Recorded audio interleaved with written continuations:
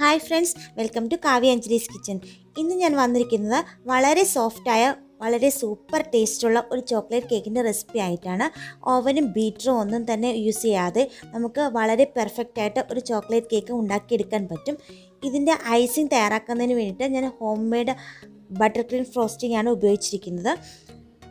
ചോക്ലേറ്റിൻ്റെ taste ഇഷ്ടമല്ലാത്തവർക്ക് പോലും ഇഷ്ടപ്പെടുന്ന ഒരു പെർഫെക്റ്റ് ആയിട്ടുള്ള ഒരു ചോക്ലേറ്റ് കേക്കിൻ്റെ റെസിപ്പിയാണിത്. ഇതെങ്ങനെ തയ്യാറാക്കാമെന്ന് നമുക്ക് നോക്കാം.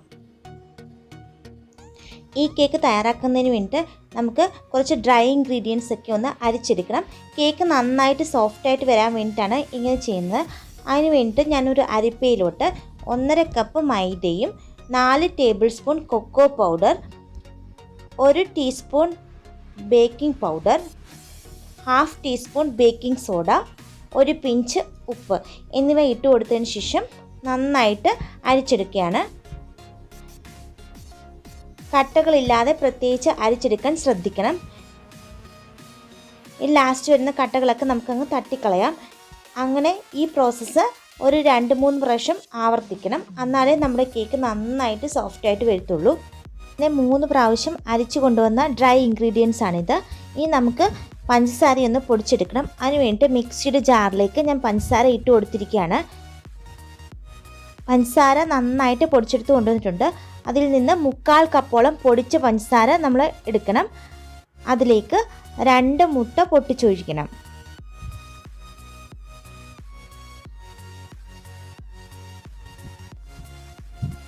അതിലേക്ക് 1/2 കപ്പ് ബട്ടറും 2 ടീസ്പൂൺ വാനില എസൻസും കൂടെ ചേർത്ത് കൊടുത്ത് നന്നായിട്ട് മിക്സിയിലിട്ട് അടിച്ചെടുത്ത് കൊണ്ടുവന്നിരിക്കുകയാണ്. ഇനി ഇത് ഒരു ബൗളിലേക്ക് മാറ്റി കൊടുക്കാം. ഇതിലേക്ക് നമ്മൾ കുറേശ്ശെ നമ്മൾ ഡ്രൈ ഇൻഗ്രീഡിയൻസ് ഇട്ട് കൊടുത്ത് മിക്സ് ചെയ്തെടുക്കണം. ഓവറായിട്ട് മിക്സ് ചെയ്യേണ്ട ആവശ്യമില്ല, എന്നാൽ മിക്സ് ചെയ്തെടുക്കുകയും വേണം.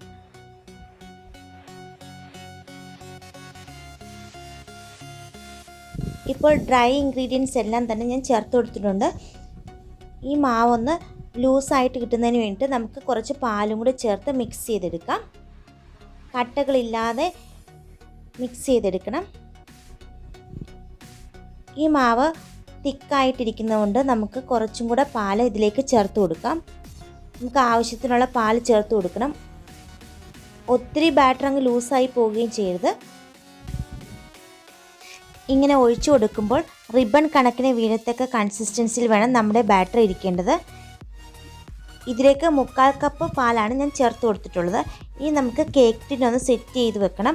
അതിന് വേണ്ടിയിട്ട് ഒരു കേക്ക് ടിന്നിലോട്ട് കുറച്ച് ബട്ടർ തേച്ച് കൊടുക്കുകയാണ്. അതിൻ്റെ വശങ്ങളിലോട്ടൊക്കെ ബട്ടർ തേച്ച് കൊടുക്കണം. ഇനി നമുക്ക് കേക്ക് ബേക്ക് ചെയ്യുന്നതിന് വേണ്ടിയിട്ട് കുക്കർ എടുത്തിട്ട് പ്രീ ഹീറ്റ് ചെയ്ത് വെക്കണം. അതിന് വേണ്ടിയിട്ട് കുക്കറിലോട്ട് ഒരു റിങ്ങോ തകിടോ ആദ്യമേ ഇറക്കി വെച്ചതിന് ശേഷം അടച്ചു വെച്ച് ഒരു 10 മിനിറ്റ് ഒന്ന് ചൂടാക്കിയെടുക്കണം. നിങ്ങൾക്ക് വേണമെങ്കിൽ ചരുവത്തിലോ കടായിലോ ഏതിൽ വേണമെങ്കിലും നോൺ സ്റ്റിക്കിൻ്റെ പാത്രത്തിലോ വേണമെങ്കിലും കേക്ക് ബേക്ക് ചെയ്തെടുക്കാം.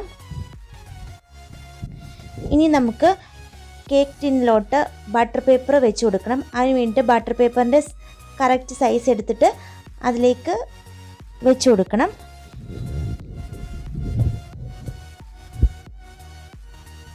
കേക്ക് നല്ലവണ്ണം ഇളകി കിട്ടുന്നതിന് വേണ്ടിയിട്ടാണ് അങ്ങനെ ചെയ്യുന്നത്. നമ്മൾ ബട്ടർ പേപ്പർ വെച്ചെടുക്കുന്നതിന് മുമ്പ് കേക്ക് ടിന്ന് മൈദയോ കൊക്കോ പൗഡറോ കുറച്ച് ചേർത്ത് കൊടുത്ത് ഒന്ന് ഡസ്റ്റ് ചെയ്തെടുക്കേണ്ടതാണ്. അതിനുശേഷം ഈ ബട്ടർ പേപ്പർ വെച്ച് കൊടുത്തതിന് ശേഷം കുറച്ച് ബട്ടറും കൂടെ അതിൻ്റെ മുകളിലേക്ക് ചേർത്ത് കൊടുത്തിട്ട് നമ്മുടെ ബാറ്റർ ഒഴിച്ചു കൊടുക്കാവുന്നതാണ്. ഇതിലെ എയർ ബബിൾസ് പോകുന്നതിന് വേണ്ടിയിട്ട് നമുക്ക് 2-3 വട്ടം ഒന്ന് ടാപ്പ് ചെയ്ത് കൊടുക്കണം. അതിനുശേഷം നമ്മൾ നേരത്തെ പ്രീ ഹീറ്റ് ചെയ്ത് വെച്ചിരിക്കുന്ന കുക്കറിലോട്ട് ഇറക്കി വെച്ചതിന് ശേഷം അതിലെ കുക്കറിൻ്റെ വിസിലും വാഷറും എടുത്ത് മാറ്റിയതിന് ശേഷം അടച്ച് വെച്ച് ഒരു ലോ ഫ്ലെയിമിൽ ഒരു 50 മിനിറ്റോളം വേവിച്ചെടുക്കണം. ഒരു 50 മിനിറ്റ് കഴിയുമ്പോൾ നമ്മളൊരു 1 കിലോ ടൂത്ത് പിക്ക് ഉപയോഗിച്ച് കുത്തി നോക്കണം. നടുക്കോട്ട് കുത്തി നോക്കുമ്പോൾ അതിൽ ക്ലീനായിട്ട് വരികയാണെങ്കിൽ കേക്ക് നന്നായിട്ട് വെന്ത് വന്നിട്ടുണ്ട്. ഇപ്പം കേക്ക് നന്നായിട്ട് വെന്ത് വന്നിട്ടുണ്ട്, നന്നായിട്ട് പൊങ്ങി വന്നിട്ടുണ്ട്. ഇനി ഇത് തണുത്തതിന് ശേഷം നമുക്ക് ഇതിൽ നിന്ന് ഇളക്കി മാറ്റാവുന്നതാണ്. നല്ല സോഫ്റ്റായിട്ടിരിക്കുന്ന കേക്കാണ്. ഇതിൻ്റെ സൈഡെല്ലാം ഒന്ന് വിടുവിച്ചെടുക്കുന്നതിന് വേണ്ടിയിട്ട് ഒരു സ്പാറ്റിൽ ഉപയോഗിച്ച് ഇങ്ങനെ മാറ്റിയെടുക്കണം. ഇനി ഇത് ഒരു പാത്രം മുകളിലോട്ട് വെച്ചതിന് ശേഷം കമഴ്ത്തി ഇതങ്ങ് ഡിമോൾഡ് ചെയ്തെടുക്കാവുന്നതാണ്. അതിനുശേഷം അതിൽ ബട്ടർ പേപ്പർ എല്ലാം മാറ്റി കൊടുക്കാം. നമ്മൾ കേക്ക് വേവിക്കുന്നതിന് വേണ്ടിയിട്ട് വെക്കുമ്പോൾ ഇടയ്ക്കിടയ്ക്കൊന്നും തുറന്ന് നോക്കരുത്. ഒരു 40 മിനിറ്റിന് ശേഷം മാത്രമേ തുറന്ന് നോക്കി വെന്തോന്ന് നോക്കാവുള്ളൂ. അല്ലെങ്കിൽ നമ്മുടെ കേക്ക് പൊങ്ങി വന്നത് അതുപോലെ തന്നെ അങ്ങ് താന്നു പോകും. ഇനി ഇത് തിരിച്ചെടുത്ത് വെക്കുന്നതിന് വേണ്ടിയിട്ട് ഒരു പാത്രം കൂടെ കമഴ്ത്തി അത് തിരിച്ചെടുത്ത് കൊണ്ടുവന്നിട്ടുണ്ട്. ഇനി നമുക്ക് കേക്കിലോട്ടുള്ള ഫ്രോസ്റ്റിംഗ് തയ്യാറാക്കണം. അതിന് വേണ്ടിയിട്ട് ഐസിങ് ഷുഗർ തയ്യാറാക്കുന്നതിന് വേണ്ടിയിട്ട് 1.5 കപ്പ് പഞ്ചസാര ഒരു മിക്സഡ് ജാറിലേക്ക് ഇട്ട് കൊടുത്തിട്ടുണ്ട്. അതിലേക്ക് 1.5 ടേബിൾ സ്പൂൺ കോൺഫ്ലോറും കൂടെ ചേർത്ത് കൊടുത്ത് നന്നായിട്ട് പൊടിച്ചെടുത്ത് കൊണ്ടുവരണം. ഇതാണ് ഐസിങ് ഷുഗർ. ഈ ഐസിങ് ഷുഗറിൽ നിന്ന് 2 കപ്പ് ഐസിങ് ഷുഗർ ഒരു ബൗളിലേക്ക് മാറ്റിയെടുത്ത് വെച്ചിട്ടുണ്ട്. ഇനി മിക്സിയുടെ ജാറിലേക്ക് 1/2 കപ്പ് ബട്ടർ ചേർത്ത് കൊടുത്ത് നന്നായിട്ട് അടിച്ചെടുക്കണം. അതിലേക്ക് 2 ടീസ്പൂൺ പാലും കൂടെ ചേർത്ത് കൊടുത്ത് നന്നായിട്ട് അടിച്ചെടുക്കണം. ഇനി നമുക്ക് ഈ ഐസിങ് ഷുഗറിൽ നിന്ന് പകുതിയോളം ഐസിങ് ഷുഗർ മിക്സിയുടെ ജാറിലേക്ക് ഇട്ട് കൊടുക്കണം.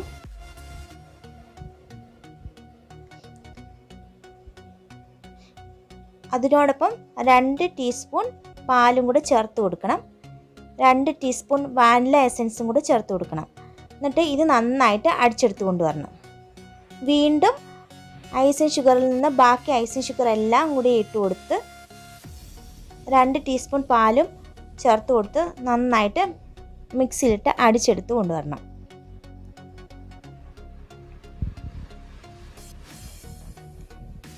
ഇനി ഇതിലേക്ക് 1/3 കപ്പ് ഓഫ് കൊക്കോ പൗഡറും കൂടെ ചേർത്ത് കൊടുക്കണം. ചേർത്ത് കൊടുത്തിട്ട് 2 ടീസ്പൂൺ പാല് വീണ്ടും ചേർത്ത് കൊടുക്കണം. എന്നിട്ട് ഇത് നന്നായിട്ട് അടിച്ചെടുത്ത് കൊണ്ടുവരണം. അപ്പോൾ ഇതേത്തരം കൺസിസ്റ്റൻസിയിലാണ് ഇപ്പം ഇരിക്കുന്നത്. ബട്ടർ ക്രീം ഫ്രോസ്റ്റിങ് ഇവിടെ തയ്യാറായിട്ട് വന്നിട്ടുണ്ട്. ഇത് നമുക്ക് വേറൊരു ബൗളിലേക്ക് എടുത്ത് മാറ്റാം. ഇനി നമുക്ക് കേക്കിൻ്റെ മുകൾ ഭാഗം കുറച്ചും കട്ട് ചെയ്ത് മാറ്റാം. ഒരേ ലെവലിൽ കിട്ടുന്നതിന് വേണ്ടിയിട്ടാണ് അങ്ങനെ ചെയ്യുന്നത്. ഇനി നമുക്കിത് ഡെക്കറേറ്റ് ചെയ്യുമ്പം ഉപയോഗിക്കാവുന്നതാണ്. ഇനി ഇത് ലെയേഴ്സായിട്ട് കട്ട് ചെയ്യുന്നതിന് വേണ്ടിയിട്ട് ഒരു നൈഫ് കൊണ്ട് ചുറ്റും മാർക്ക് ഉണ്ടാക്കിയെടുക്കണം.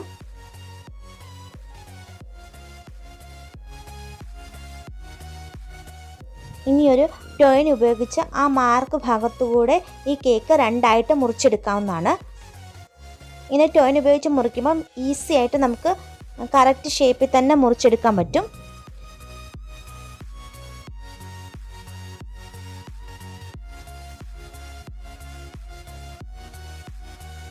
ഇപ്പോൾ കേക്ക് 2ആയിട്ട് മുറിച്ച് മാറ്റിയെടുത്തിട്ടുണ്ട്.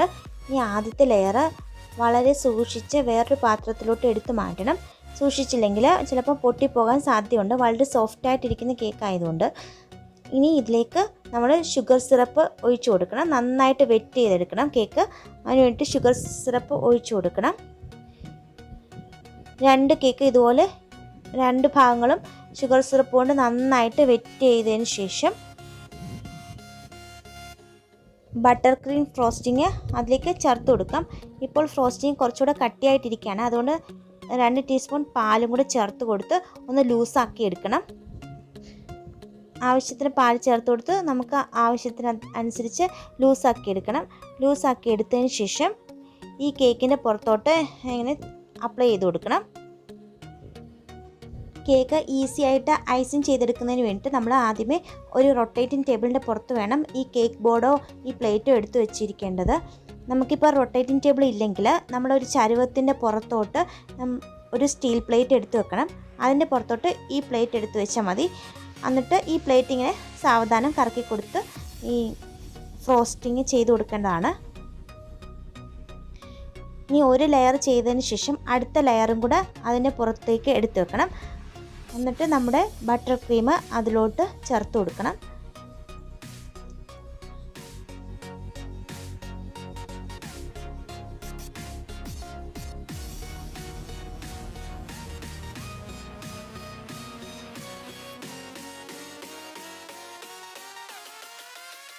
നിങ്ങൾക്ക് വേണമെങ്കിൽ പൈപ്പിംഗ് ബാഗിനകത്ത് ഈ ബട്ടർ ക്രീം നിറച്ചതിന് ശേഷം ഇങ്ങനെ ഐസിങ് ചെയ്തെടുക്കാവുന്നതാണ്.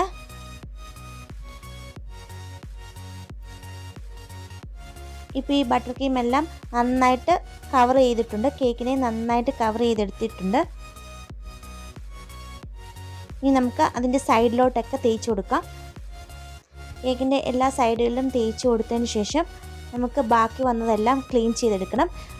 ഒരു നനഞ്ഞ പേപ്പർ ടവൽ ഉപയോഗിച്ച് അങ്ങ് ക്ലീൻ ചെയ്തെടുക്കാം.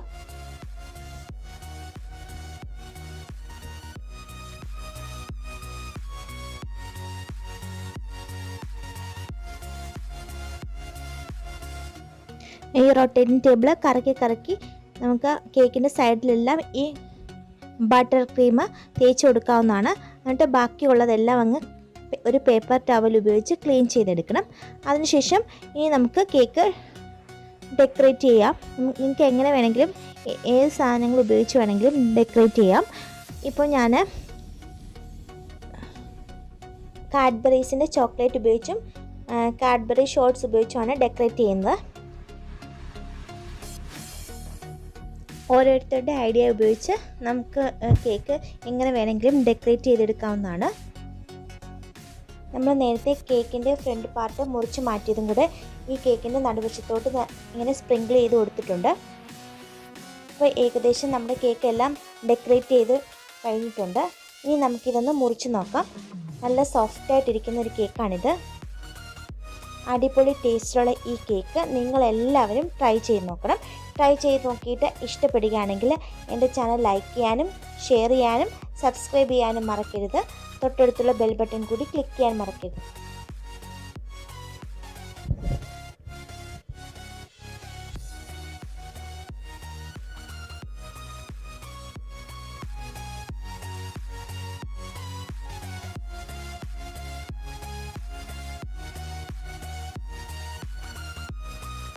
നല്ല മോയ്സ്റ്റി ആയ ഈ കേക്ക് നമുക്കൊന്ന് കഴിച്ചു നോക്കാം. ഈ റെസിപ്പി നിങ്ങൾ എല്ലാവരും ട്രൈ ചെയ്ത് നോക്കിയിട്ട് ഇഷ്ടപ്പെടുകയാണെങ്കിൽ നിങ്ങളുടെ വിലയേറിയ അഭിപ്രായങ്ങൾ കമൻറ്റിൽ കൂടി അറിയിക്കേണ്ടതാണ്. Thank you.